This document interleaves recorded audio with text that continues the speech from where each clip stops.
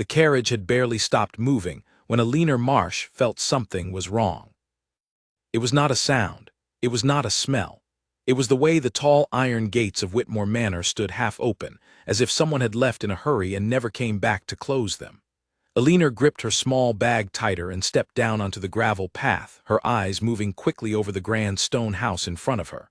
The windows were dark, even though it was only late afternoon. A single crow sat on the edge of the roof, watching her without moving.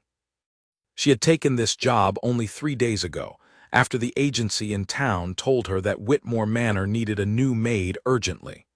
They did not tell her why the last one had left so suddenly. They did not tell her much at all. Elinor did not ask too many questions back then. She needed the work, and a grand house like this paid well. Now, standing before the heavy front doors, she wondered if she should have asked more. A tall man in a dark coat opened the door before she could knock. His face was thin, his eyes tired, and his voice was flat when he spoke. "You must be the new girl. I am Henry the butler. Come in quickly, the Duke does not like doors left open." Elinor stepped inside, and the door shut behind her with a heavy sound that echoed through the entrance hall. The hall was beautiful, filled with old paintings and a curved staircase that rose into shadow, but there was a stillness in the air that felt unnatural. No voices, no footsteps, no sign of the busy life a house this large should have. "Where is everyone?" Elinor asked. Henry did not answer right away. He simply began walking, expecting her to follow. "You will meet the staff soon enough. For now, let me show you to the kitchen. The cook will explain your duties." As they walked down a long corridor, Elinor noticed something strange. Every few steps, Henry glanced over his shoulder, as if checking that no one was listening. When they passed a closed door near the back of the house, he quickened his pace without a word of explanation. "What is behind that door?" Elinor asked, unable to stop herself. "The old study," Henry said. "It has been locked since the master's death." Elinor paused. "The Duke's father?" Henry's jaw tightened. "Yes, the old Duke. He passed 6 months ago, very sudden." "Very sad." He said the words quickly, like a sentence he had repeated too many times and no longer wished to think about. Then he added, almost under his breath, "The new Duke has not been the same since." They reached the kitchen, a large room filled with the smell of bread and herbs. A heavy-set woman with gray hair pulled back tightly stood by the stove, stirring a pot with slow, careful movements. She looked up when they entered, and for a brief moment her eyes studied Elinor with something close to suspicion. "This is Margaret, our cook," Henry said. "Margaret, the new maid, has arrived." Margaret wiped her hands on her apron and gave a short nod. "Welcome," she said, though her tone did not match the word. "You will learn quickly here. Best to keep your head down and your questions to yourself." Elinor forced a small smile. "I only want to do my work well." "Good," Margaret said. "Then start by staying out of my kitchen unless you are told to be here." Henry cleared his throat. "Margaret, be kind. She has only just arrived." Margaret said nothing more, but her eyes lingered on Elinor a moment longer before she turned back to her pot. Elinor felt a small chill run through her, though she could not explain why. Henry led her through the rest of the house, pointing out rooms she would be responsible for cleaning, introducing her briefly to 2 other maids named Alice and Grace, both of whom seemed pleasant enough but spoke in low, careful voices, as though loud words were somehow dangerous in this house. Everyone she met carried the same look, a kind of quiet worry hidden just beneath their politeness. It was near evening when Elinor finally saw the Duke. She was carrying fresh linens down the hallway near the dining room when a door opened suddenly and a man stepped out. He was young, perhaps in his early 30s, tall and well-built, with dark hair that fell slightly over his forehead. He wore fine clothes, but his face looked pale and drawn, with shadows beneath his eyes that spoke of many sleepless nights. He stopped when he saw her, his gaze sharp and searching. "You are new," he said. It was not a question. Elinor lowered her eyes respectfully as she had been taught. "Yes, my lord, Elinor Marsh. I started today." He studied her for a long moment, longer than felt comfortable. "Marsh," he repeated softly, as though testing the sound of her name. Well, Eleanor Marsh, I hope you last longer than the others. Before she could ask what he meant, he turned and walked away, his footsteps echoing down the corridor until they faded into silence. That night, Eleanor lay awake in the small room she had been given near the servants' quarters, staring at the ceiling. The house was too quiet. Even the wind outside seemed to hold its breath. She thought about the locked study, the tired eyes of the staff, the strange weight in the Duke's voice when he said the words, "I hope you last longer than the others." What had happened to the maid before her? Why had she left so suddenly that the agency needed someone within days? She told herself it was nothing. Grand houses were often strange, full of old secrets and family sadness that outsiders were never meant to understand. She had taken jobs like this before, in houses where grief hung over every room like a heavy curtain. This was likely no different. But sleep did not come easily. The next morning, Eleanor rose early, before the sun had fully lifted over the hills, and made her way toward the kitchen to begin her duties. The house was silent except for the soft creak of old wood beneath her feet. As she passed the dining room, she noticed the door was slightly open, and through the gap, she saw something that made her stop walking entirely. A tray had already been set on the long table, prepared for the Duke's morning meal. Fresh bread, a boiled egg, and a small cup of tea sat waiting, arranged with care. It was early, earlier than she expected anyone to be awake, and yet someone had already come and gone, leaving the meal behind without a single servant in sight to serve it. Eleanor stepped closer, unsure why her heart had begun to beat faster. There was nothing unusual about a prepared breakfast, except that something about the tea looked wrong. The liquid inside the cup was a shade darker than tea should be, almost with a faint cloudiness at the bottom, as though something had been stirred in and not quite dissolved. She leaned in, studying it carefully, when a voice behind her made her jump. "What are you doing in here?" Eleanor spun around to find Margaret standing in the doorway, her face unreadable, her eyes fixed not on Eleanor's face, but on the tray behind her. "I was only passing by," Eleanor said quickly. "The door was open." Margaret crossed the room in a few brisk steps and picked up the tray herself, holding it carefully, almost protectively. "This is not your concern. The Duke's meals are prepared by me and served by Henry. You have your own duties. See that you keep to them." There was something in Margaret's voice, a sharp edge beneath the calm that made Eleanor's stomach tighten. She nodded and stepped back, watching as Margaret carried the tray out of the room, her steps quick and purposeful. Eleanor stood alone in the dining room for a moment, her mind racing. She told herself again that she was imagining things, that grief and unfamiliar surroundings were playing tricks on her thoughts. But the image of that cloudy tea stayed with her as she returned to her duties, and a quiet, uneasy feeling settled deep in her chest, one she could not shake no matter how hard she tried.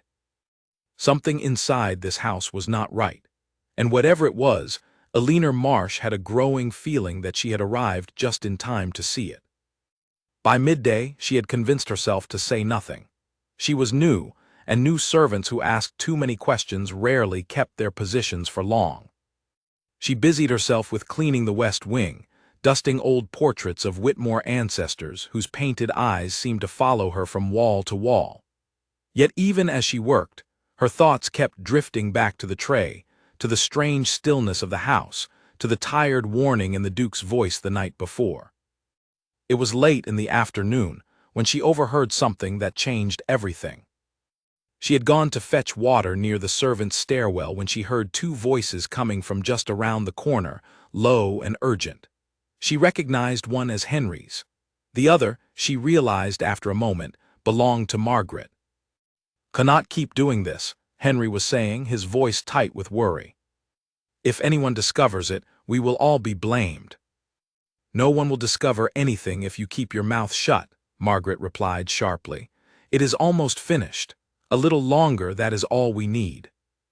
Eleanor froze against the wall, her heart pounding so loudly she feared they might hear it. "And if the new girl sees something?" Henry asked. "She was already looking at the tray this morning." There was a pause, heavy and cold.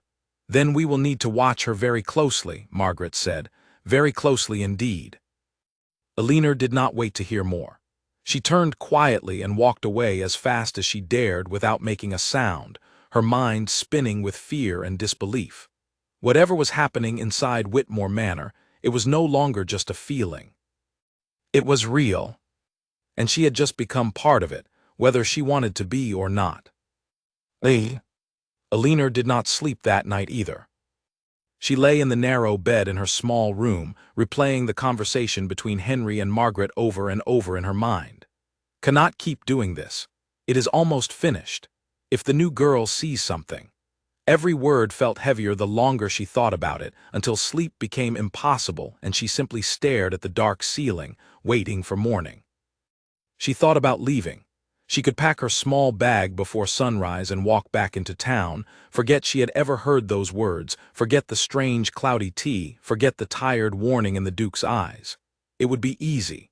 No one would stop her, but something held her in place, something stronger than fear.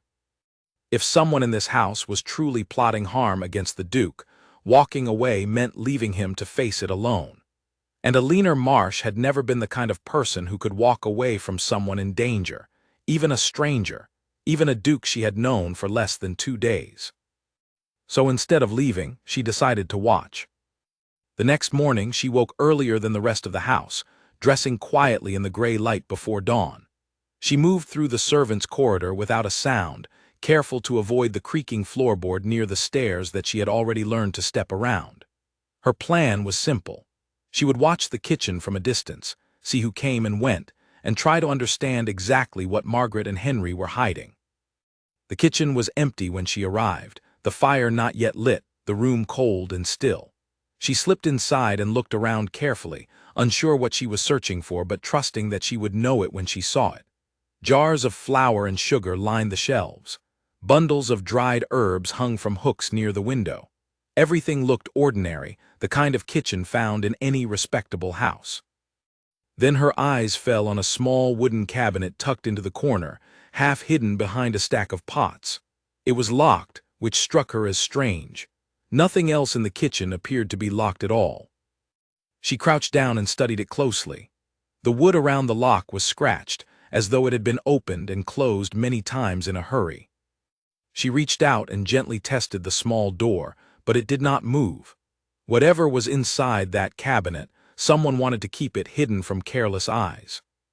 Footsteps sounded from the hallway outside, and Elinor quickly stood and busied herself wiping down the counter, her heart hammering in her chest. Margaret entered a moment later, stopping short when she saw Elinor already inside the kitchen. "You are up early," Margaret said, her voice carrying that same sharp edge from the day before. "I could not sleep," Elinor replied, keeping her tone light. "I thought I would make myself useful." Margaret's eyes moved slowly around the room, as if checking that nothing had been disturbed. When her gaze landed on the wooden cabinet in the corner, she seemed to relax slightly, though her voice remained cold. "Useful is good, but remember what I told you. This kitchen is my responsibility. If you wish to stay employed here, you will learn to trust me on that." Elinor nodded and excused herself, her mind racing as she stepped out into the hallway. The locked cabinet, the scratched wood, the cloudy tea. Each small detail felt like a piece of a puzzle she could not yet see the full shape of, but she was certain now, more certain than ever, that something dangerous was happening inside Whitmore Manor. Over the following days, Elinor threw herself into her duties while quietly continuing to watch. She noticed that Margaret prepared every single meal for the Duke herself, refusing help even from the other kitchen staff.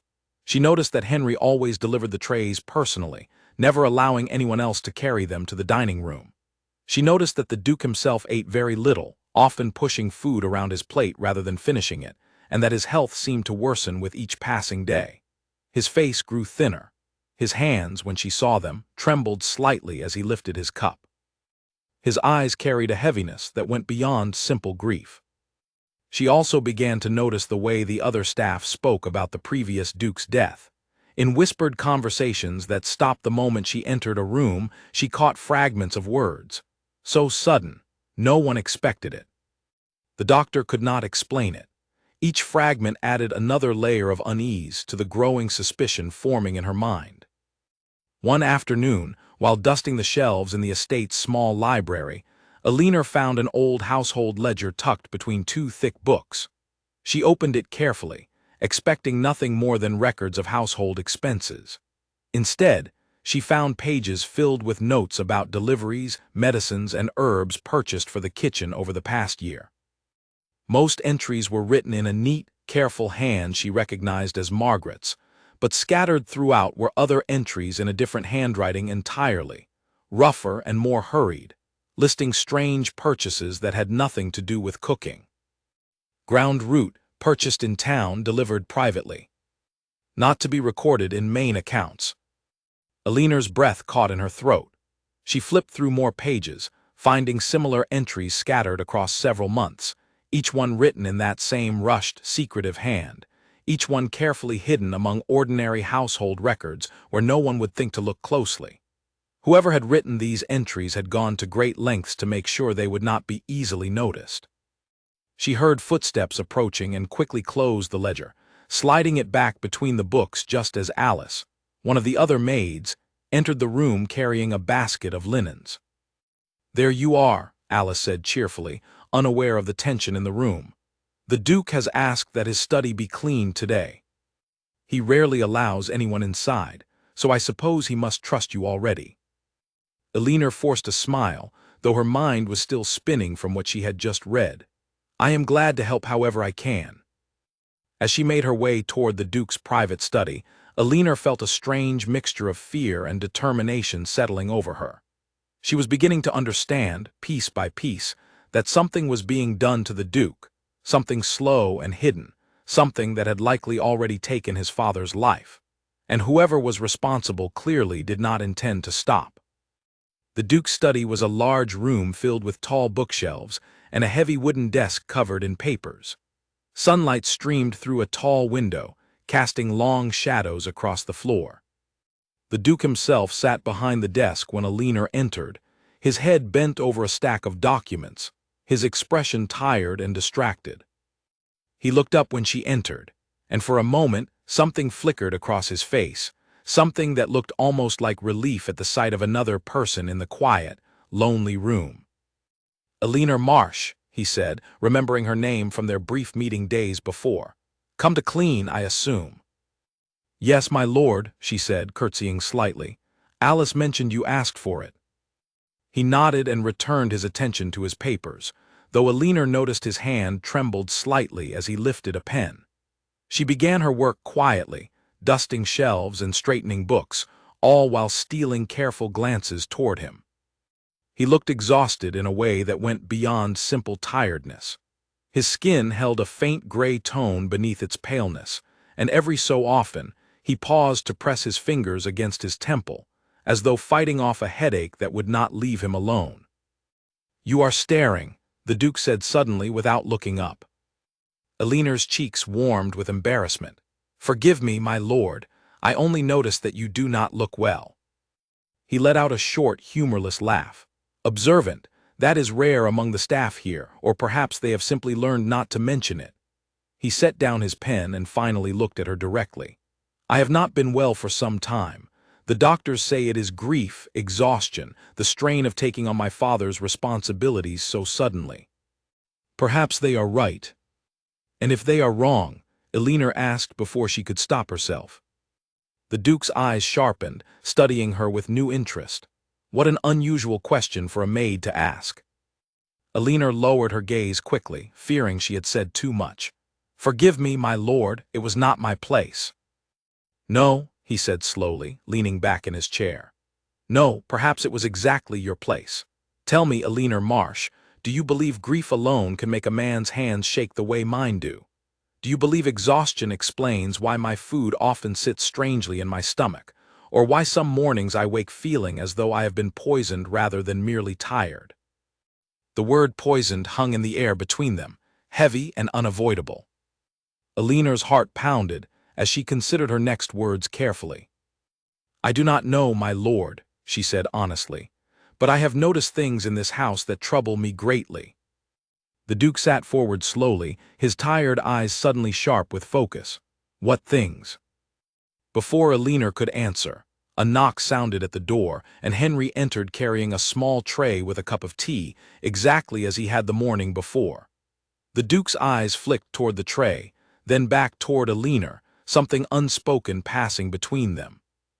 "Leave it there," the Duke said to Henry, his voice carefully controlled. "I will drink it shortly." Henry set down the tray and left the room without another word, though Alina caught him glancing toward her with narrowed, suspicious eyes as he departed. Once the door closed, the Duke stared at the cup for a long moment, then looked back at Alina. "You were about to tell me something," he said quietly. Alina glanced at the tea, then back at him, her decision forming quickly in her mind. She had spent days watching silently, gathering pieces of a puzzle too dangerous to ignore any longer.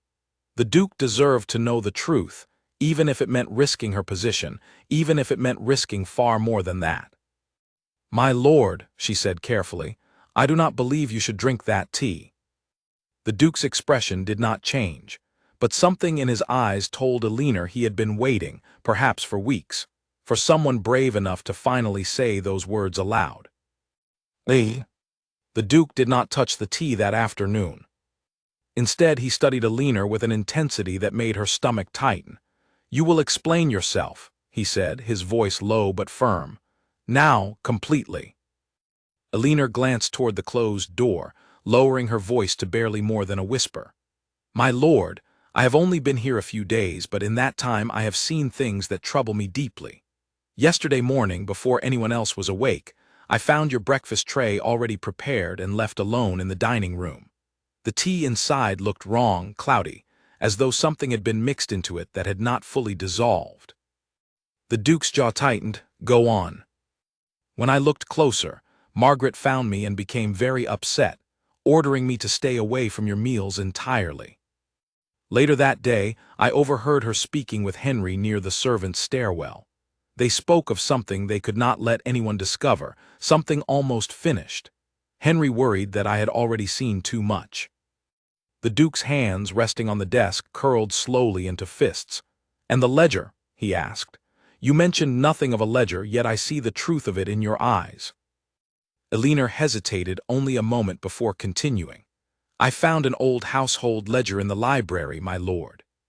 Hidden among ordinary records of deliveries and expenses were strange entries written in a different hand, listing purchases of ground root and other unfamiliar items, delivered privately and kept out of the main household accounts." The Duke sat in silence for a long moment, his gaze fixed on the tea tray Henry had left behind. When he finally spoke, his voice was quiet, almost distant. "My father died 6 months ago. The doctors called it a sudden illness of the heart, unexpected but not unheard of in a man his age. I accepted their explanation because I had no reason to doubt it. But in recent weeks I have begun to feel the same symptoms he described before his death: weakness, trembling hands, nights where sleep will not come, and mornings where my stomach twists with a sickness no doctor can properly name." Alina's chest tightened with a mixture of fear and growing certainty. "My lord, I believe someone in this house may be responsible, both for your father's death and for whatever is happening to you now." The Duke rose from his chair slowly, walking toward the window, his back to her as he stared out over the estate grounds. "If what you say is true, then I have been surrounded by murderers for months and never once suspected it."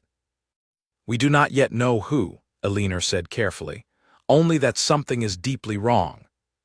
The Duke turned back to face her, something new burning behind his tired eyes, a mixture of anger and determination that had not been there before.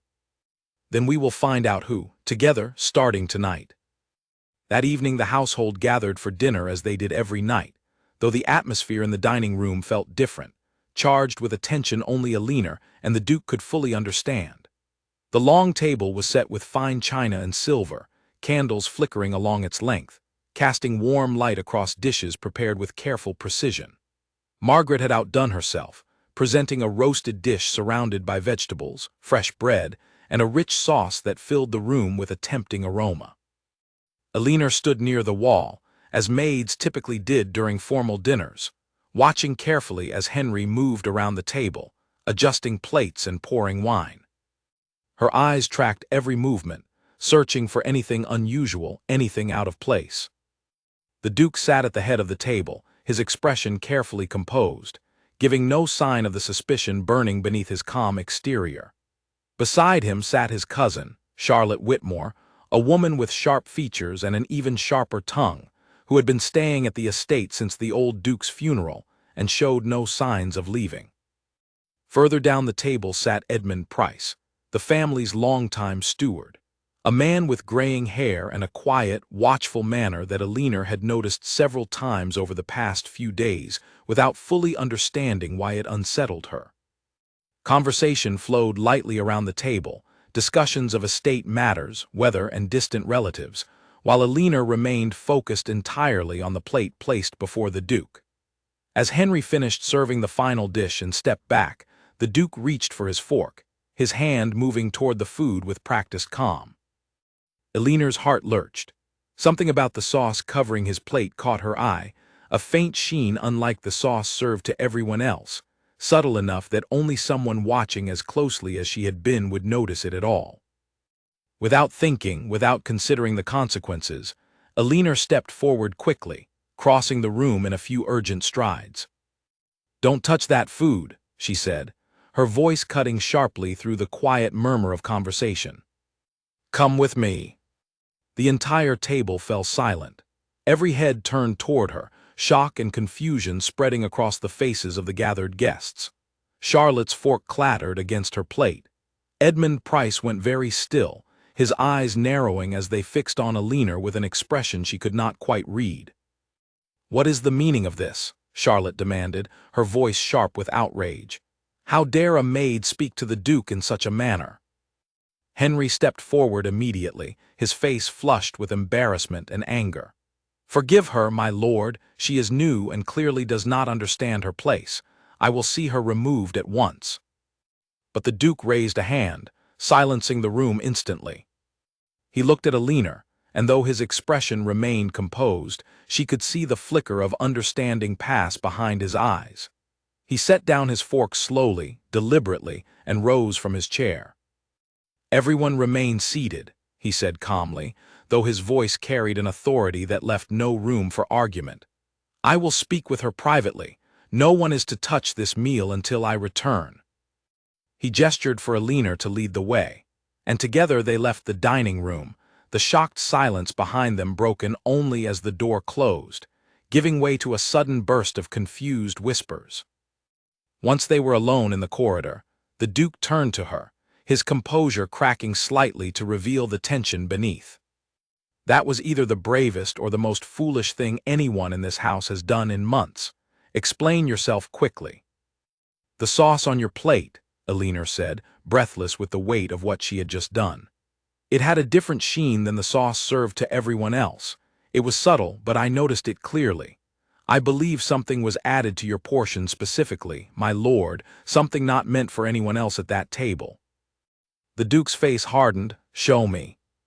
They returned to the dining room together, the tension in the air thick enough to feel with every step. The guests watched in stunned silence as the Duke walked directly to the kitchen doors instead of returning to his seat, Alina following closely behind him. Margaret looked up from her work at the stove, her expression shifting rapidly from surprise to something far more guarded as she took in the Duke's serious expression. "My lord," she said carefully, "is something wrong with the meal?" "That is precisely what we intend to discover," the Duke replied, his voice cold and controlled. He turned to Alina. "Bring the plate." Alina retrieved the Duke's plate from the dining room and carried it into the kitchen, setting it carefully on the counter. The Duke leaned close, studying the sauce exactly as Alina had described, his eyes narrowing as he noticed the subtle difference in texture and shine that set it apart from the sauce served to his guests. "Fetch Dr. Bennet," the Duke said sharply to Henry, who had followed them into the kitchen, his face pale with growing alarm. "Immediately. Tell him to bring whatever equipment he needs to test food for poison." Margaret's face drained of all color. "My lord, surely you do not believe I would ever." "I believe nothing yet," the Duke interrupted firmly. "But I intend to find the truth tonight, one way or another." Dr. Bennett arrived within the hour, a small, precise man with careful hands and a serious manner. He examined the plate carefully under lamplight, comparing the suspicious sauce with a sample taken from the pot still simmering on the stove. The kitchen fell into tense silence as everyone waited, the only sound the soft clink of glass instruments and the doctor's occasional murmured notes. Finally he straightened, his expression grim. "My lord, there is indeed a difference between the sauce on your plate and the sauce prepared for the rest of the table. A substance has been added, something bitter and difficult to detect once mixed with strong seasoning. In small doses over time it would cause exactly the symptoms you have described. Weakness, trembling, sickness of the stomach. Given enough time and enough exposure, it could eventually prove fatal." The words landed in the room like a physical blow. Margaret gasped, pressing a trembling hand to her mouth, while Henry stood frozen near the doorway, his face a mask of shock and fear.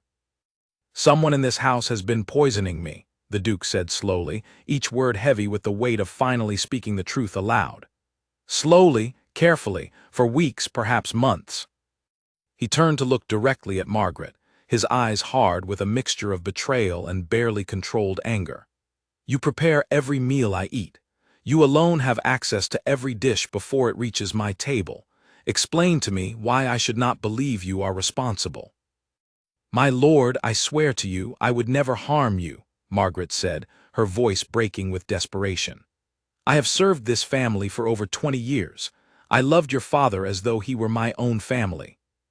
I would never—" "Then who?" the Duke demanded, his voice rising for the first time since Alina had known him. "Someone in this house has access to my food. Someone has been hiding purchases in the household ledger, purchases you yourself likely recorded, Margaret, given how carefully kept most of those pages are in your own hand." Margaret's eyes widened with shock. "I do not understand what you mean." Alina stepped forward carefully. "My lord, if I may, the ledger I found contained two different types of handwriting. Most entries were written carefully, in a hand that matched Margaret's usual records, but scattered among them were other entries, written in a rougher, more hurried hand, listing the strange purchases. If Margaret did not write those entries herself, then someone else in this house has access to that ledger, and has been using it to hide their tracks." The Duke turned back to Margaret, his expression shifting slightly from accusation to careful consideration. "Who else has access to the household ledger?" Margaret's hands trembled as she thought, her fear giving way slowly to focused concentration. "Henry keeps a copy for deliveries, and Mr. Price reviews all the accounts monthly as steward of the estate. He often makes notes directly in the ledger regarding purchases and expenses." Every eye in the room turned toward the kitchen doorway, where Edmund Price had appeared moments earlier, drawn by the commotion, his face carefully neutral despite the weight of sudden suspicion now falling directly upon him. "Is something wrong?" he asked calmly, though Alina noticed a tightness in his voice that had not been there during dinner. The Duke studied him for a long, silent moment, the kitchen heavy with unspoken accusation. "Mr. Price," he said finally, his voice deceptively calm, "I believe you and I have a great deal to discuss." Edmund Price's expression flickered, just for a moment, something cold and calculating passing behind his eyes before his careful composure returned. "Of course, my lord, whatever you wish to know." But Alina, watching closely as she always did, saw something in that brief flicker that told her the truth long before any words were spoken. Whatever explanation Edmund Price offered that night, it would not be the whole truth, and the real danger, she realized with a growing chill, had likely only just begun.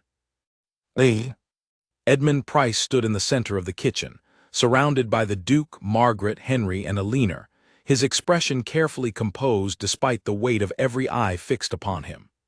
Outside, the wind had picked up, rattling faintly against the windows, as though the house itself sensed the tension gathering within its walls. "My lord," Edmund said smoothly, "I do not know what you believe I have done, but I assure you, whatever accusation is being made, it is a grave misunderstanding." No one has accused you of anything yet, the Duke said carefully, his eyes never leaving Edmund's face. I have simply asked why entries in the household ledger, written in your hand, list private purchases hidden from the main accounts. Edmund's composure did not break, but Alina noticed the faint tightening around his eyes, the smallest crack in an otherwise carefully constructed calm. Steward's duties often require discretion, my lord. Certain purchases, medicines for the household, remedies for the staff, are sometimes kept separate simply to avoid confusion in the main accounts. Medicines, the Duke repeated slowly. Then you will not object to explaining exactly what medicines you purchased, and why traces of a bitter, harmful substance were found mixed into my food tonight. For the first time, something shifted behind Edmund's eyes, a flicker of genuine alarm quickly buried beneath practiced calm. My lord, I had no part in tonight's meal. I have not stepped inside this kitchen in weeks. And yet you have access to the ledger, Alina said quietly, unable to stop herself. You could easily learn what ingredients were purchased, and when, without ever needing to step inside the kitchen at all. Edmund's gaze flicked toward her, sharp and cold, though he quickly softened his expression when he turned back to the Duke. My lord, surely you do not intend to take the word of a maid who has worked in this house for less than a week over that of a man who has served your family faithfully for over 15 years. The Duke's jaw tightened. Alina Marsh has done more in 5 days to protect my life than anyone else in this house has managed in the past 6 months. I intend to take her word very seriously indeed. The room fell into an uncomfortable silence, broken only by Dr. Bennet clearing his throat as he gathered his instruments. My lord, if I may, given the seriousness of tonight's discovery, I would recommend a thorough search of the household. If poison has been introduced into the kitchen, there should be physical evidence somewhere within this house, whether in the form of the substance itself or containers used to store it. The Duke nodded firmly. Then we search tonight. Every room, every cabinet, every locked drawer in this house will be opened before morning. Margaret stepped forward, her earlier fear giving way to something firmer, almost relieved at the prospect of proving her innocence. My lord, there is a cabinet in the kitchen I have never had the key to. I assumed it belonged to the previous cook, kept locked out of habit, though I never questioned it closely. Alina's breath caught. The wooden cabinet in the corner, the one she had noticed on her very first morning, scratched and hidden behind stacked pots. I saw it too, she said quickly. On my first day here, it was locked and Margaret told me it was not my concern. All eyes turned to the small cabinet tucked into the shadowy corner of the kitchen. The Duke crossed the room in a few quick strides and crouched before it, testing the lock with his hand, finding it solid and unmoving. Henry, he said, fetch tools to open this immediately. Henry hurried from the room, returning moments later with a small iron bar typically used for prying open crates of delivered goods. The Duke took it himself, working the tool carefully into the gap between the cabinet door and its frame, applying steady pressure until, with a sharp crack of splintering wood, the lock gave way and the small door swung open. Inside, carefully arranged on a narrow shelf, sat several small glass jars and vials, none of them labeled, their contents ranging from pale powders to dark, oily liquids. Beside them lay a folded cloth, and when the Duke lifted it carefully, he revealed a small notebook, its pages filled with careful, methodical notes written in the same rushed, secretive hand Alina had seen scattered throughout the household ledger. The Duke opened the notebook slowly, his expression growing darker with every page he turned. Dr. Bennet leaned close, reading over his shoulder, his own face tightening with growing alarm. These are records, the doctor said quietly, dates, amounts, observations of symptoms following each dose. He looked up at the Duke, his expression grave. My lord, someone has been documenting your father's decline and yours with disturbing precision. This was not a single act of desperation. This was planned carefully over a long period of time. The Duke closed the notebook, his hands trembling slightly, though whether from anger or grief, Alina could not be certain. Whose handwriting is this? He asked, his voice dangerously quiet. "Margaret, is this your hand?" Margaret shook her head firmly. "No, my lord. I swear it is not." The Duke turned the notebook toward Edmund Price, holding it open before him. "Then perhaps you can explain, Mr. Price, why this handwriting matches precisely the entries you claimed were simply steward's notes regarding household medicines." Edmund's face had gone pale, his earlier calm finally beginning to crack under the weight of undeniable evidence. "My lord, I can explain everything, but not here, not in front of the staff. This is a private family matter. Everything that happens within these walls is now my concern," the Duke said sharply. "You will explain yourself here now, or I will send for the local magistrate this very night, and let the law extract the truth instead." Edmund's eyes darted briefly toward the kitchen door, and for a moment, Alina feared he might attempt to flee entirely. But instead, his shoulders slumped slightly, the fight draining from his posture as he seemed to recognize the impossibility of his position. "Very well," he said quietly. "But I ask that we speak in your study, my lord. What I have to tell you is not something that should be shared carelessly among the entire household." The Duke studied him for a long moment, weighing the request carefully. Finally, he nodded. "Alina will accompany us. She has proven herself far more trustworthy than most in this house tonight, and I will not enter that room without a witness I can rely upon." Edmund's jaw tightened at the mention of Alina's presence, but he offered no further objection. Together, the three of them made their way through the quiet corridors of Whitmore Manor toward the Duke's private study, leaving Margaret, Henry, and Dr. Bennet behind in the kitchen, the shattered cabinet and its disturbing contents left exactly as they had been found, waiting to be properly examined once the truth had finally been spoken aloud. As they walked, Alina's mind raced with questions. What connection did Edmund Price have to the old Duke's death? What reason could a steward of 15 years possibly have for slowly poisoning the family he had sworn to serve?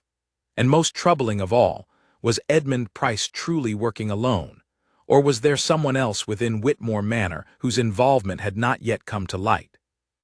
They reached the study, and the Duke closed the heavy door behind them, the click of the lock echoing softly in the tense silence. He gestured toward the chairs positioned before his desk, though no one moved to sit. The weight of the moment demanded that they remain standing, facing one another directly, with nothing left to hide behind. "Speak," the Duke said simply, his voice carrying both exhaustion and steel. "Tell me everything, Mr. Price. Tell me why you have spent months slowly destroying my family, and do not dare give me anything less than the complete truth."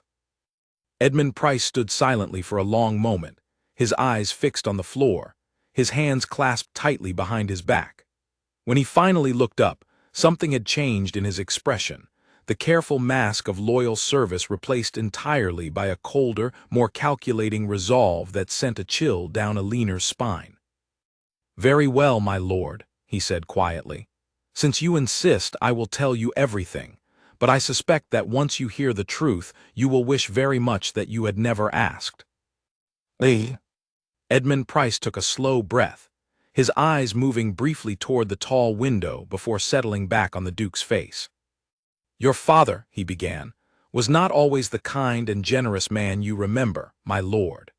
There were years, long before you were born, when he made decisions that shaped the lives of many people beyond this house, decisions he never spoke of openly and never once tried to correct." The Duke's expression hardened. "Explain yourself clearly, Mr. Price. I have no patience left for riddles." 30 years ago," Edmund continued, "your father was a young man managing this estate for the first time, much as you are now. There was a family who worked this land, tenant farmers who had served the Whitmore estate for generations. When crops failed 2 years in a row due to poor weather, your father raised their rents regardless, refusing to show any mercy despite their pleading. That family lost everything, their home, their livelihood, their place in this world." He paused, his voice growing tight with old, buried anger. "That family was mine." Alina watched the Duke's face carefully, seeing the shock ripple across his features as the pieces began to form a larger, darker picture. "My father was 12 years old when we were forced from our home," Edmund continued. He never recovered from the shame of it, the loss of everything he had known. He worked himself into an early grave trying to rebuild something from nothing, and he died believing your family had stolen his life from him without a single moment of regret. And you believe revenge against my father and now against me corrects that wrong? The Duke asked, his voice low and disbelieving. I did not begin this seeking revenge, Edmund said quietly.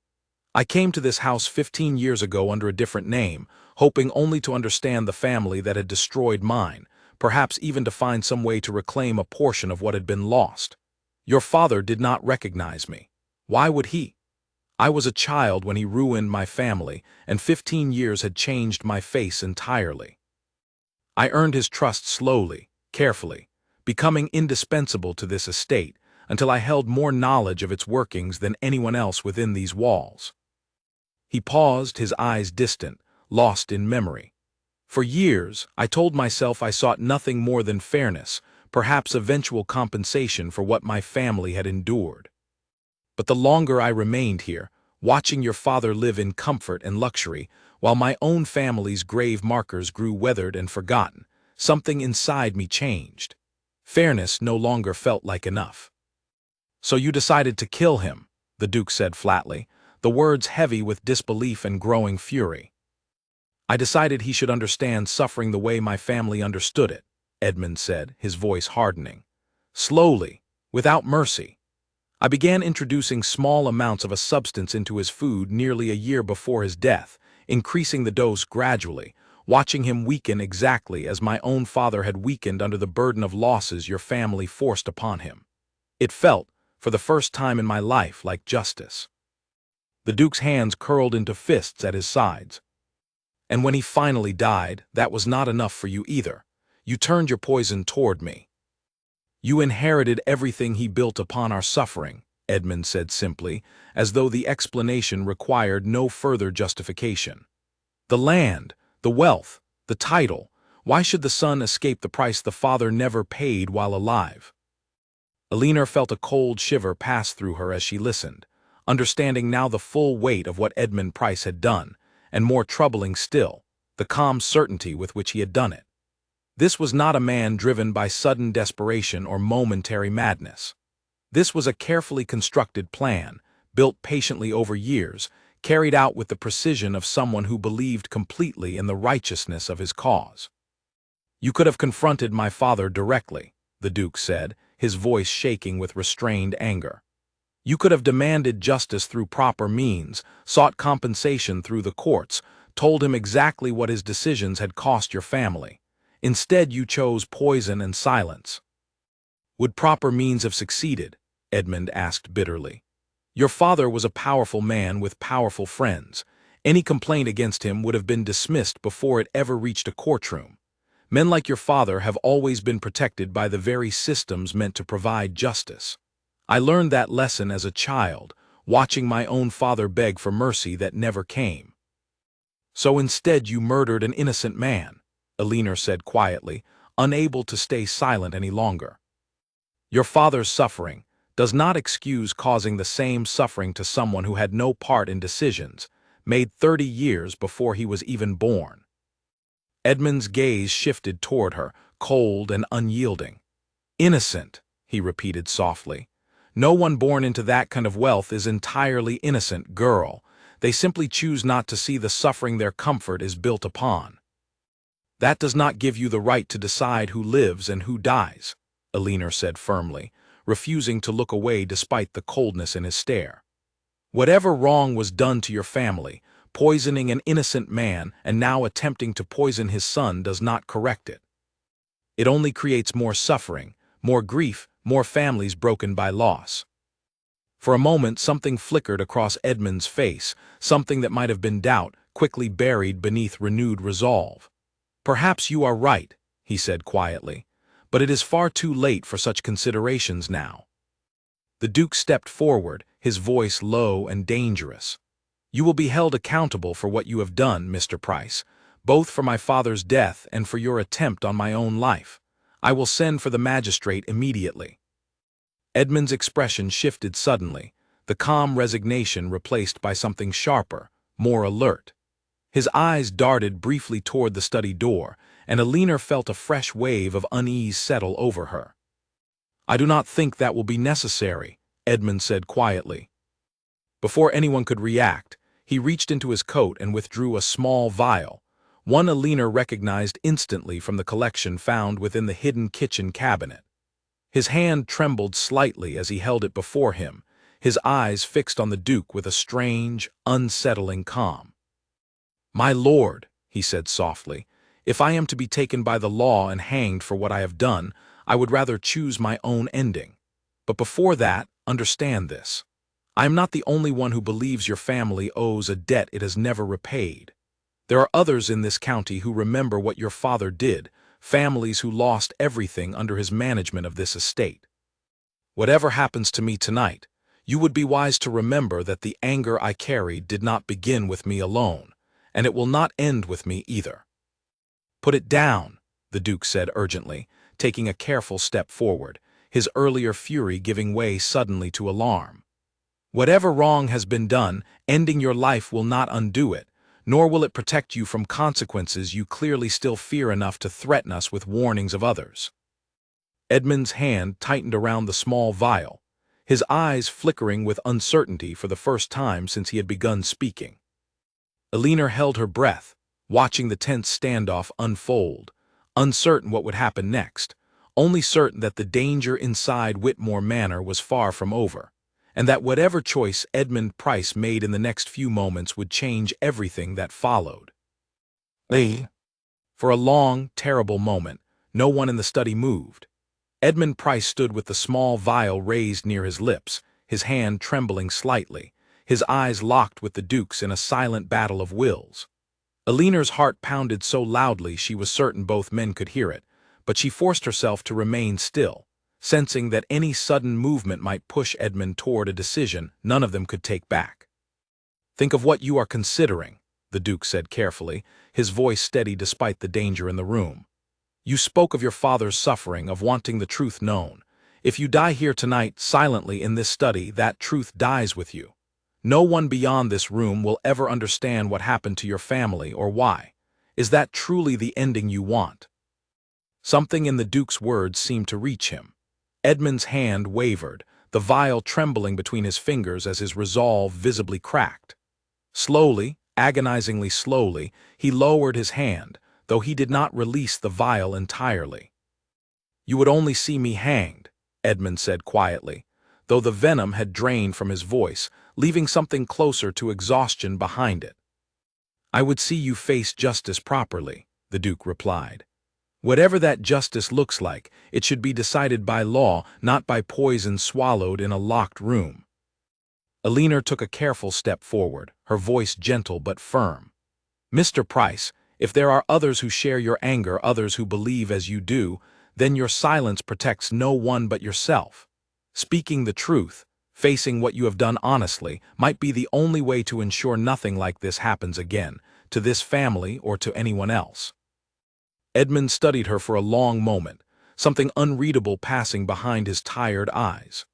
Finally, with a shaking hand, he set the vial down carefully on the edge of the Duke's desk, stepping back from it as though releasing something he had carried far too long. The Duke let out a breath he had clearly been holding, moving quickly to secure the vial before Edmund could change his mind. "Henry," he called toward the door, his voice carrying urgency now that the immediate danger had passed. "Send word to the magistrate immediately and have someone watch this room until he arrives." But as Henry rushed to obey, Alina's mind returned to the words Edmund had spoken only moments before. "There are others in this county who remember what your father did." Whatever relief she felt at Edmund's surrender was quickly replaced by a new, unsettling question. If Edmund Price was not the only one who carried such deep resentment toward the Whitmore family, who else within this house, or beyond it, might share his desire for revenge? The magistrate arrived within the hour, along with 2 constables who took Edmund Price into custody, his earlier composure returning as he was led from the study, his expression giving nothing more away. The household staff gathered in the entrance hall, watching in stunned silence as the man who had served as steward for 15 years was escorted from the only home most of the younger staff had ever known him to occupy. Charlotte Whitmore stood near the staircase, her face pale with shock as she watched the scene unfold. "I cannot believe it," she murmured, pressing a hand to her chest. "Edmund, of all people, he has always been so devoted to this family." "Devotion can hide many things," the Duke said quietly, watching as the constables led Edmund toward the waiting carriage outside. Once the commotion had settled, and the household staff had been sent to their rooms for what remained of the night, the Duke asked Alina to remain behind in the study. He sat heavily in his chair, the weight of the evening's events finally showing openly on his exhausted face. "I owe you my life," he said quietly. "Perhaps more than once over these past few days. I do not know how to properly thank you for what you have done." "You owe me nothing, my lord," Alina said gently. "I only did what felt right." The Duke studied her for a long moment, something thoughtful in his tired eyes. Few people would have shown such courage, especially someone so new to this household, with everything to lose and little reason to risk it for a stranger. Alina lowered her gaze slightly, uncertain how to respond to such open gratitude. Before she could find the words, a soft knock sounded at the study door and Dr. Bennet entered, his expression troubled. "My lord, forgive the late intrusion, but I felt this could not wait until morning." He held up the small notebook recovered from the hidden cabinet. "I have been reviewing these notes more carefully. The dosing patterns recorded here are precise, almost clinical in their detail. I do not believe Edmund Price acted entirely alone in preparing this substance. The knowledge required to measure such careful doses, to avoid detection for so many months, suggests some medical understanding beyond what a steward would typically possess." The Duke sat forward sharply. "You believe someone else was involved?" "I believe it is worth considering," Dr. Bennet said carefully. "Perhaps someone provided him with knowledge, or perhaps someone else entirely carried out portions of this plan alongside him." Alina's mind raced back over the events of the past several days, searching for anything she might have overlooked. And then, slowly, a memory surfaced, small and easily dismissed at the time, but suddenly heavy with new significance. "My lord," she said carefully, "when we found the notebook and when Edmund confessed, Charlotte Whitmore seemed genuinely shocked by the revelation. But I recall, on my very first day in this house, passing her study door and hearing her voice speaking quietly with someone. I assumed it was simply a private conversation, but now I wonder." The Duke's expression darkened. "Charlotte has stayed at this estate far longer than any typical visit following my father's funeral would require. She has always claimed it was grief keeping her here, unwillingness to return to her own smaller estate while our family mourned together. Or perhaps," Dr. Bennet said slowly, "there are other reasons entirely for her extended stay." The Duke rose from his chair, his exhaustion giving way to renewed determination. "I will not make accusations without evidence, but I will not ignore the possibility either, not after everything that has happened tonight. Alina, will you help me one final time this evening? I wish to search Charlotte's rooms while she sleeps quietly without drawing attention until we know for certain whether my suspicions hold any truth." Alina nodded immediately. "Of course, my lord." They moved carefully through the darkened halls of Whitmore Manor, the house settling into an uneasy quiet following the chaos of the evening's revelations. Charlotte's rooms were located in the east wing, and as they approached, Alina noticed a thin line of light still glowing beneath the door, suggesting she remained awake despite the late hour. The Duke knocked softly, and after a long pause Charlotte's voice called out, tight with barely concealed nervousness. "Who is it?" "It is Alexander," the Duke said. "I need to speak with you, cousin." There was a hesitation, longer than seemed natural, before the door finally opened. Charlotte stood before them, still dressed in her evening clothes, her face pale and her eyes red, as though she had been crying or perhaps something closer to fear. "Alexander, it is very late," she said quickly. "Whatever this concerns, surely it can wait until morning." "I am afraid it cannot," the Duke said, stepping past her into the room without waiting for permission. His eyes swept quickly across the space, taking in the scattered papers on her writing desk, the half-packed trunk sitting near the wardrobe as though she had been preparing to leave in a hurry. "You are packing," he said slowly, turning to face her. "At this hour, following everything that has just happened downstairs." Charlotte's composure cracked slightly. "I simply thought, given the terrible events tonight, it might be best for me to return to my own estate. My presence here can hardly be helpful during such a difficult time." "Or perhaps," Elinor said quietly, stepping into the room beside the Duke, "your presence here has become dangerous now that Edmund Price has been taken into custody."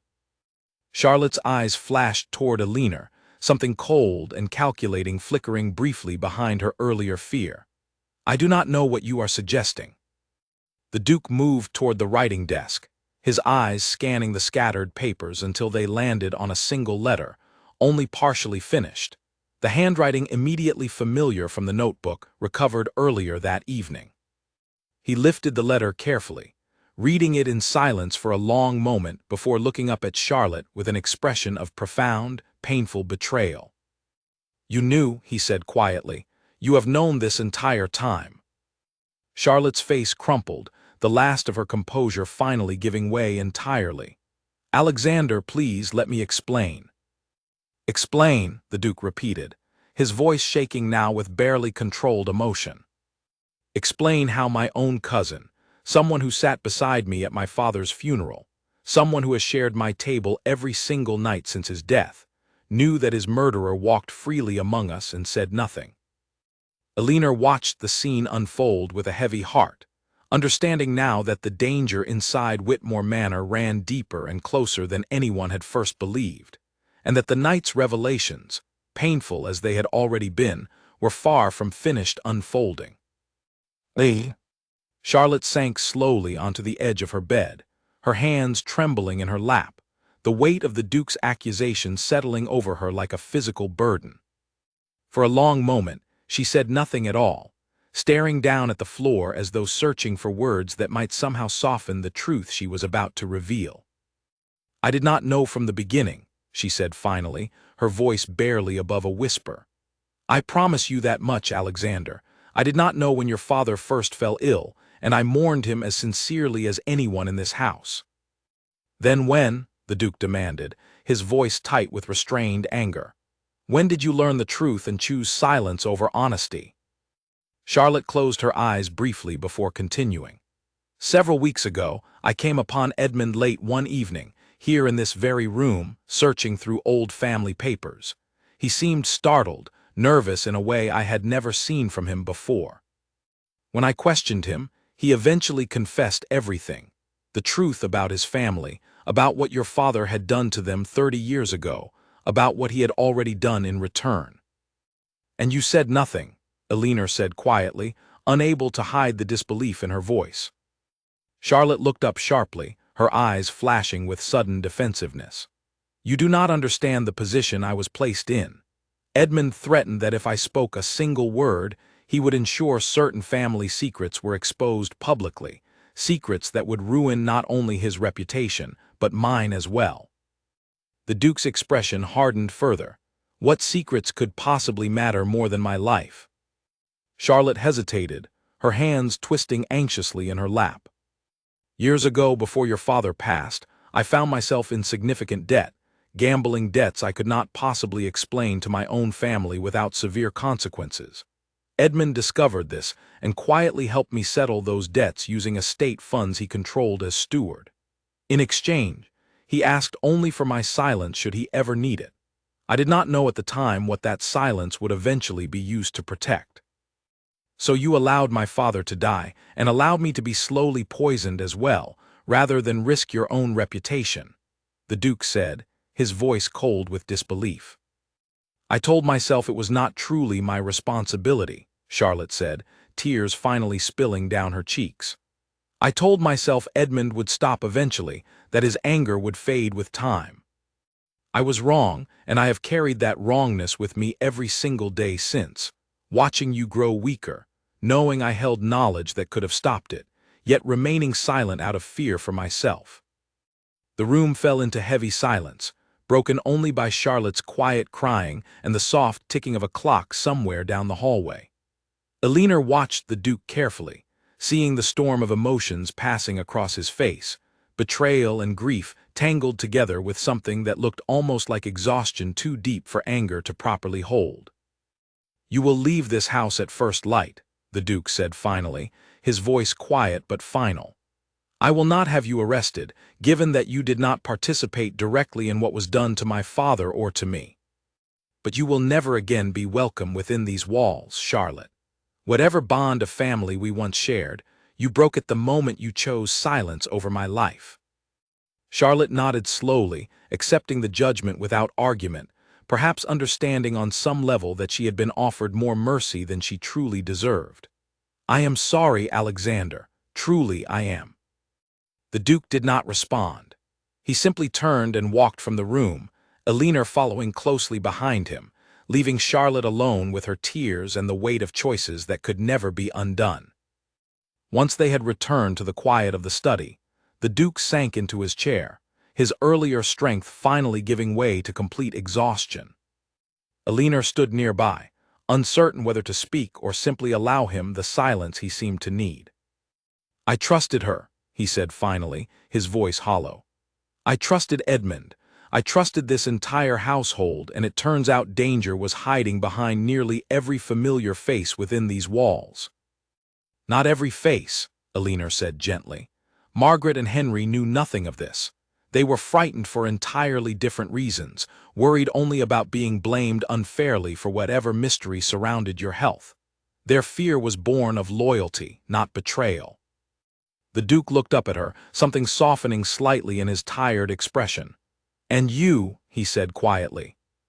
"A stranger who arrived only days ago, who owed this family nothing, who could have easily remained silent and avoided every danger that came with speaking the truth.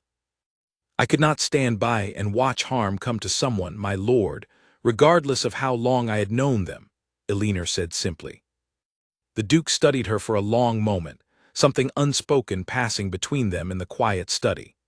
"Whitmore Manor has needed someone like you within its walls for a very long time, Elinor Marsh. Longer, perhaps, than either of us realized when you first arrived." Before Elinor could respond, a sudden commotion sounded from somewhere outside the study, raised voices and hurried footsteps echoing through the quiet house. The Duke rose quickly, moving toward the door just as it burst open to reveal Henry, his face pale and breathless. "My lord," he said urgently, "the constable sent word from town. Edmund Price has escaped custody during transport. He struck one of the guards and fled into the surrounding countryside. They believe he may be attempting to reach the old family cottage near the eastern boundary of the estate, the very land his family once worked before they were forced to leave it." The Duke's face hardened instantly, all traces of exhaustion replaced by sharp, focused alertness. "Gather the remaining household staff and lock every door and window immediately. I will not allow him another opportunity to harm anyone within this house." But even as Henry rushed to obey, Elinor felt a growing sense of unease settling deep within her chest. Edmund Price, cornered and desperate, having lost everything he had carefully built over 15 years of patient planning, was now free and dangerously close to the estate he had spent so long trying to destroy. Whatever calm resignation he had shown earlier in the study had clearly been nothing more than a temporary mask, one that had shattered the moment an opportunity for escape presented itself. "He will come back here," Elinor said quietly, almost to herself. The Duke turned to her sharply. "What makes you certain of that?" "Because his revenge was never truly finished," Elinor said, her voice steady despite the fear building within her.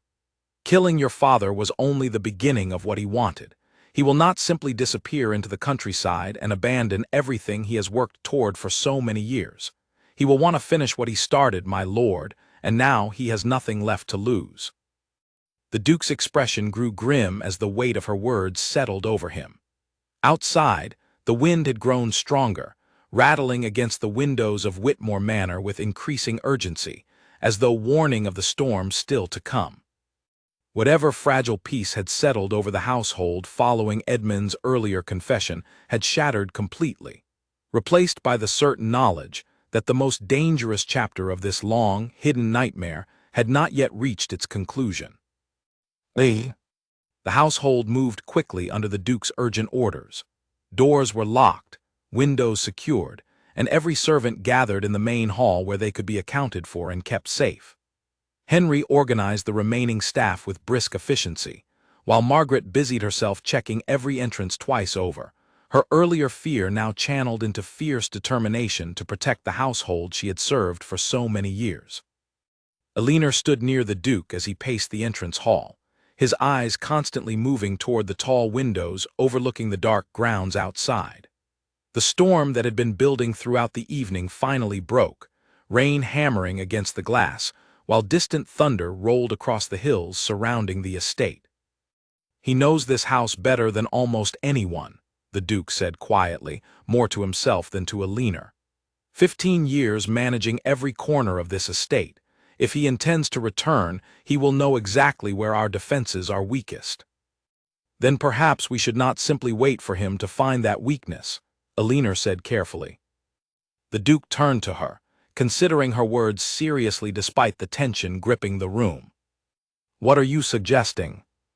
"The old study," Elinor said slowly, memory sparking suddenly with new significance. "The room that has remained locked since your father's death. Henry mentioned it my very first day here, and no one has spoken of it since. If Edmund spent years planning this, might there be something within that room connected to his true purpose, something we have not yet discovered?" The Duke's eyes widened slightly with sudden understanding. "My father's private study, I have not entered it myself since his passing. The grief was simply too heavy to face at the time." He straightened, new resolve hardening his expression. "Come. If there is any answer left to find in this house, we should find it before Edmund returns, not after." They made their way through the storm-darkened corridors, a single lamp lighting their path as thunder continued rolling outside. The old study door remained locked exactly as Henry had described, and it took several minutes of careful searching before the Duke located an old key hidden within a drawer of his own desk, one his father had apparently entrusted to him long before his death without explanation.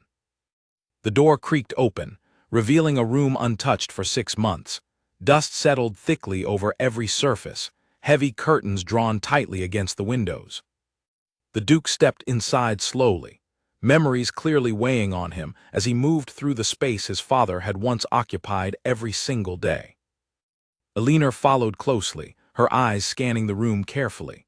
A large desk sat near the window, papers still scattered across its surface exactly as they had been left. Bookshelves lined the walls, filled with old ledgers and estate records stretching back decades. In the corner stood a small safe, its door slightly ajar, as though someone had already opened it and left in haste. "That safe," the Duke said, moving toward it quickly. "My father kept it locked always. I never knew the combination." Inside, they found a collection of old documents, deeds, letters, and a small leather-bound journal that appeared far older than anything else in the room. The Duke lifted the journal carefully, opening it to find his father's handwriting filling page after page dated decades earlier. He read in silence for several long minutes, his expression shifting through disbelief, sorrow, and finally, quiet understanding. "It is all here," he said softly. "My father's own account of what happened to the Price family 30 years ago. He wrote of his decision to raise their rents, of watching them lose everything, of the guilt that followed him for years afterward. He even wrote of attempting, years later, to locate the family and offer compensation, only to discover they had scattered and could not be found." "He knew what he had done was wrong," Elinor said quietly. "He knew," the Duke confirmed, closing the journal slowly. "And he carried that guilt in silence for the rest of his life, never once telling me, never finding a way to make proper amends before Edmund found him first." A sudden crash echoed from somewhere deeper in the house, followed immediately by raised voices and the sound of hurried footsteps.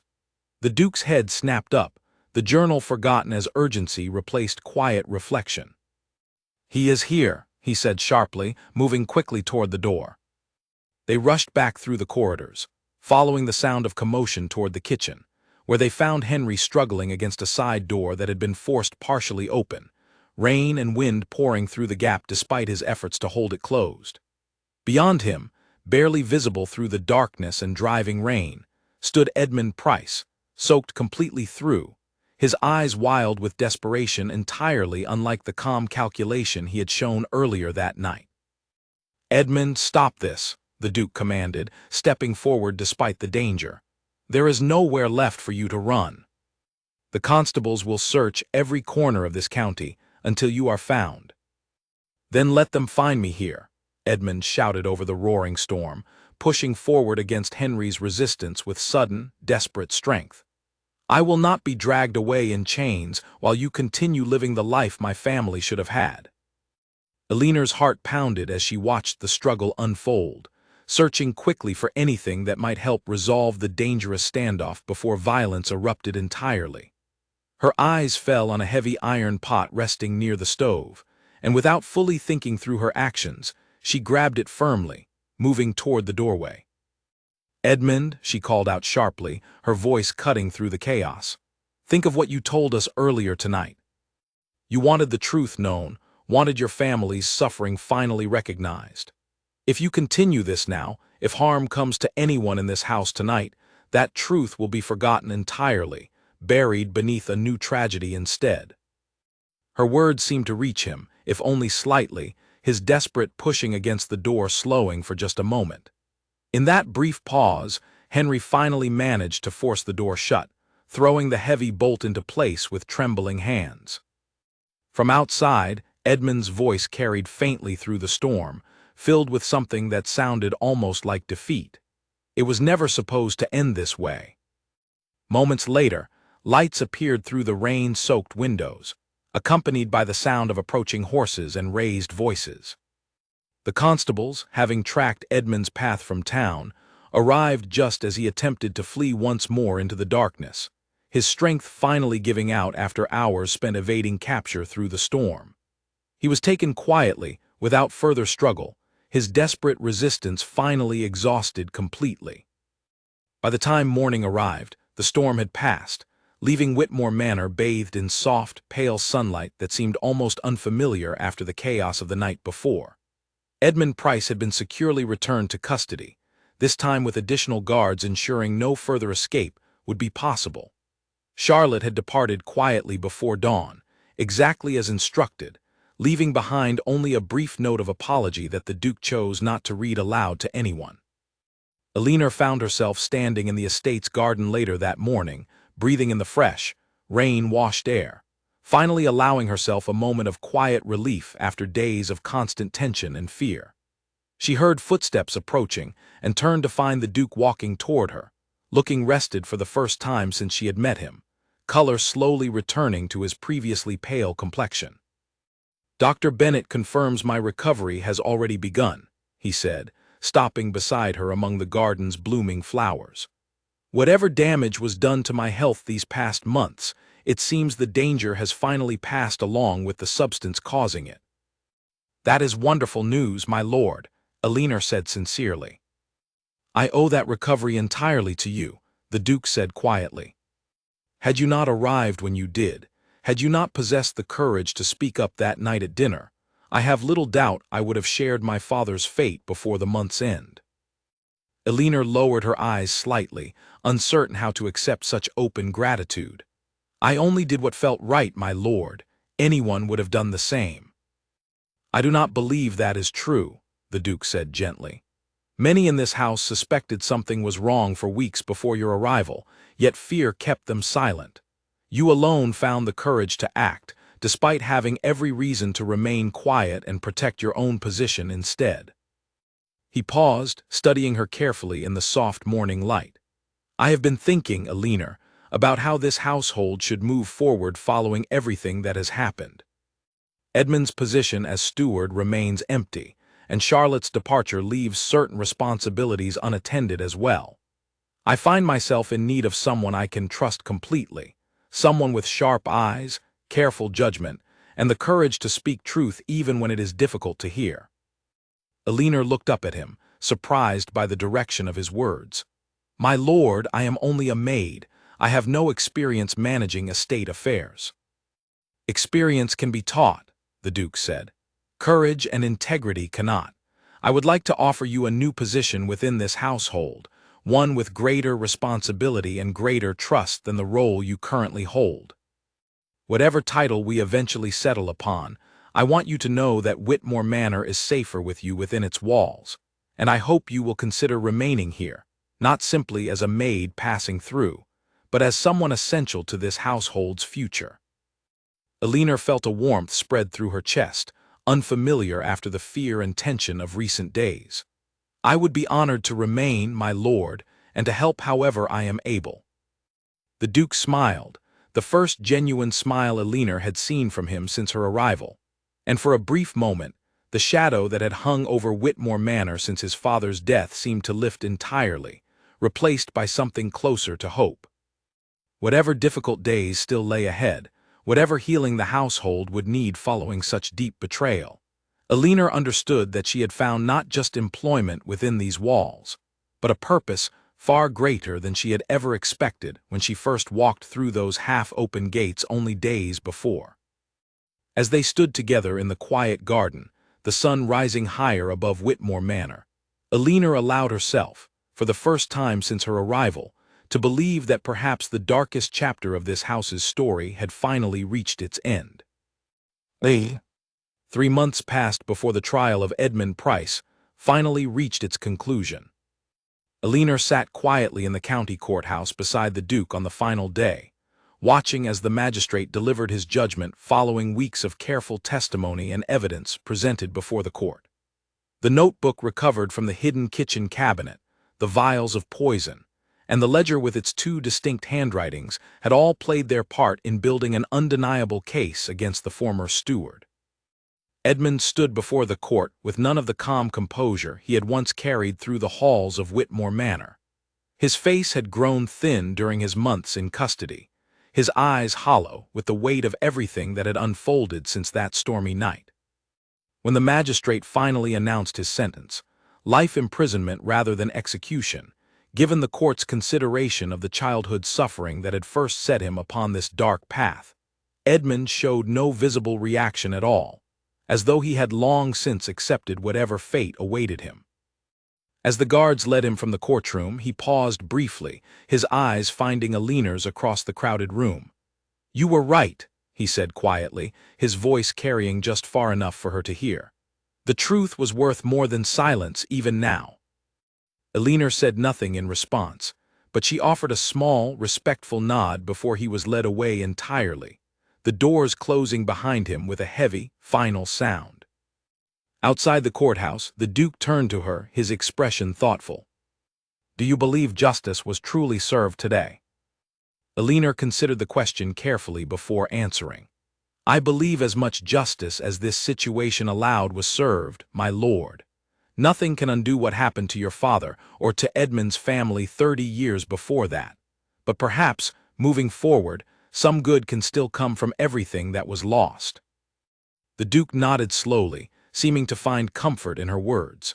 In the months that followed, he made good on a promise Elinor had not expected, quietly reaching out to what remained of the Price family scattered across the county, offering compensation and support that his own father had once attempted but failed to properly deliver.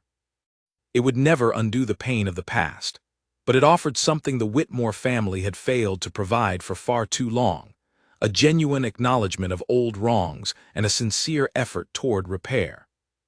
Whitmore Manor itself changed slowly but noticeably in the months following that turbulent night.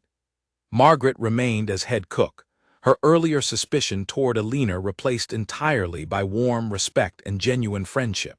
The 2 women often found sharing quiet conversations in the kitchen during slow afternoons. Henry took on additional responsibilities as the estate's acting steward, proving himself steady and trustworthy in the role, his earlier nervousness finally settling into confident capability now that the shadow of secrecy no longer hung over the household. Alina herself found her position within the estate transformed entirely. The Duke had been true to his word, elevating her responsibilities significantly, entrusting her with oversight of household affairs that had once belonged to Edmund alone. She approached the work with the same careful attention and quiet determination that had first revealed the danger hidden within these walls, earning the respect of every member of the staff as the months passed. The bond between Alina and the Duke deepened gradually, built not upon the dramatic events of that single stormy night, but upon the quiet, steady trust that grew through countless ordinary days that followed.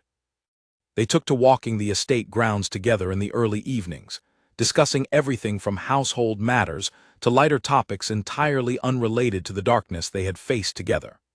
The Duke's health continued improving steadily under Dr. Bennet's careful attention, color returning fully to his face, strength returning to his once trembling hands, until barely a trace remained of the frightened, exhausted man Alina had first encountered in that quiet corridor. One evening, nearly 6 months after Edmund's arrest, the Duke invited Alina to join him in the very study where so much had been revealed that terrible night. The room looked different now, brighter somehow, the heavy weight that had once seemed to fill every corner replaced by something lighter, more hopeful. "I have been reading my father's old journal again," the Duke said, gesturing toward the leather-bound book resting on his desk. "There is something he wrote near the very end that I believe you should hear." He opened the journal carefully to a marked page and read aloud, his voice steady despite the emotion clearly present beneath his words. "I have spent so many years believing that wealth and position excuse the harm done in pursuing them.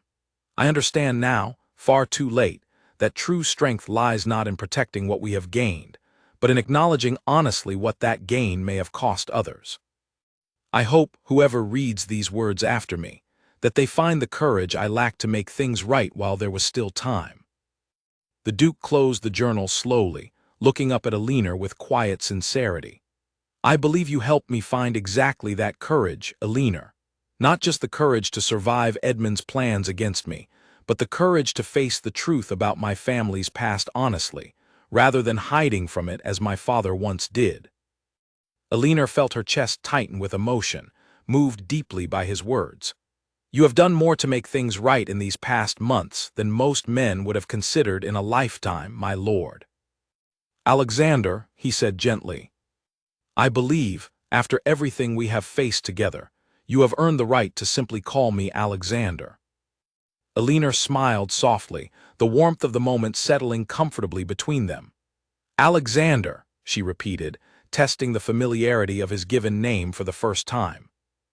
As autumn settled over Whitmore Manor, the estate grounds transforming into brilliant shades of gold and deep red, life within the great house continued forward with a steadiness it had not known in a very long time. The locked doors and hushed conversations that had once filled every corridor with quiet fear were replaced by open windows, genuine laughter among the staff, and a sense of safety that had been entirely absent when Alina first arrived. She often found herself reflecting on that very first evening, standing before the half-open gates, sensing immediately that something within these walls was deeply wrong. She could never have imagined then the full weight of what she would uncover, the danger she would face, or the life she would ultimately build within a house that had once felt so heavy with secrets and fear. Whitmore Manor was no longer a place of hidden danger and quiet suffering. It had become, slowly and carefully, a home rebuilt upon honesty rather than silence, upon acknowledgement rather than denial. The past could never be fully undone, the pain caused to the Price family, and the loss suffered by the Whitmore family could never be entirely erased. But something new had grown from that painful history, something built upon truth finally spoken aloud rather than buried beneath years of careful, dangerous secrecy. Alina Marsh had arrived at Whitmore Manor as a stranger seeking simple employment, uncertain of what awaited her behind those tall iron gates. She remained now as something far greater, a trusted presence within a household that had learned, through great difficulty, the true cost of silence and the profound value of courage. And as she watched the autumn sun set gently over the estate grounds from the study window beside Alexander, She understood clearly that whatever challenges still lay ahead, she would face them exactly as she had faced that very first dangerous night, with clear eyes, a steady heart, and the unwavering belief that truth, however difficult, was always worth the risk of speaking it aloud. The house that had once trembled beneath the weight of hidden poison and buried secrets now stood quietly beneath the golden autumn sky, finally, fully at peace.